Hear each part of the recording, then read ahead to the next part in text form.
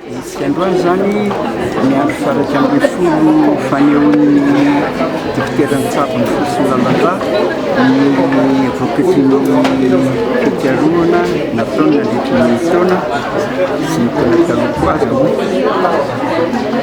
Isan-taona manko tsy aika manao ny ihany ny soamakara.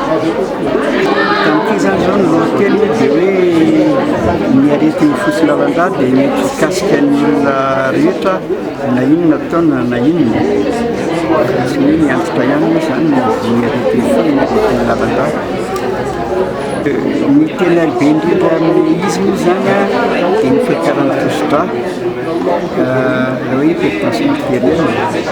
Io moa zany dia vadikany soamakara folo taona mahery zay efa hita fa na ambolotra na any ambanivohitra dia ampaefatra anelanelany roapolo sy dimampolo isan-jato misy an'olona miakatra tosidra.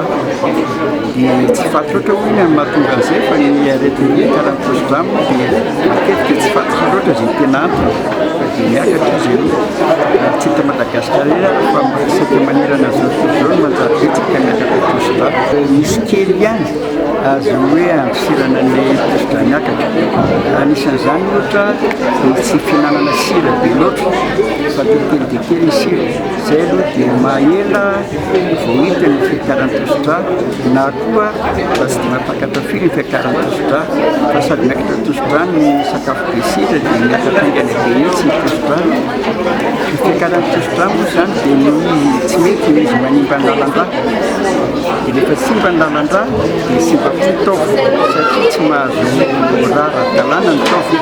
Anisan'ny voalohan'izany moa zany dia ny fo manjary vizana ny fo satria miady mafy foana miakimiady amin'ny tosidra miakatra dia mahatonga an'ilay hoe insuffisance cardiaque hoe tsy mahavita mitady intsony ny fo. Anisan'izany fa anisan'izany koa misy andresahana ato izao rehefa avy eo ny voa ny rein satria ny tosidra miakatra koa dia manimba an'ilay tsikelikely eo dia amin'ny farany raha tsy tsara ny tosidra miakatra dia simba koa ny rein dia rehefa maty ny rein dia tsy afaka tena velona tsitsika fa tsy afaka velona velona raha tsy miasa tsara ny rein. Dia ny manaraka koa resahana rehefa avy eo sa raha rivo ny fiakaran'ny tosidra koa dia mahatonga ny antsoina hoe AVC accident vasculaire cérébral. Dia izany loatra izany vokatry ny tosidra miakatra daholo.